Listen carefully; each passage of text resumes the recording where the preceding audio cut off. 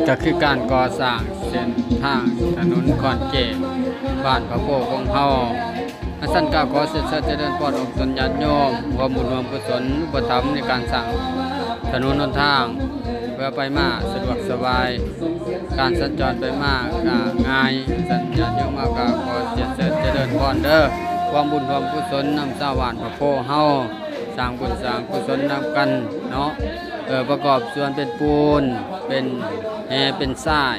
หรือว่าเป็นเด็กหรือว่าเป็นอุปกรณ์ก่อสร้างถนนหนทางเฮา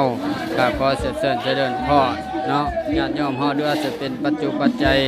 ก็ขอเสด็จเจริญพรมาประกอบส่วนใดหรือว่ามาอุปถัมภ์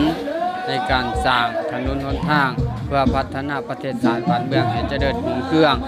ชีวิตได้เจริญก้าวหน้าไปเจริญก้าวเนาะเอาสัญญาโยมเฮาอยู่ต่างประเทศภายในหรือว่าก็ขอเจริญพรประกอบอุปถัมภ์คำสู้ไรเนาะในการสร้างสาบูรณะเส้นทางของเฮาก็เพื่ออยาก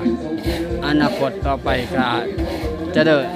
รุ่งเรืองชีวิตได้เป็นเทศสวรรค์อันหนึ่งเนาะของสวรรค์โพของเฮาสันเจริญพรญาติโยมเฮาประกอบส่วนใดตามกำลังเด้อนึกว่าฝากกดไลค์กดแชร์เอาบุญเอากุศลขอให้บุญคำนำสู้ผู้ใดกดไลค์กดแชร์ผู้ใด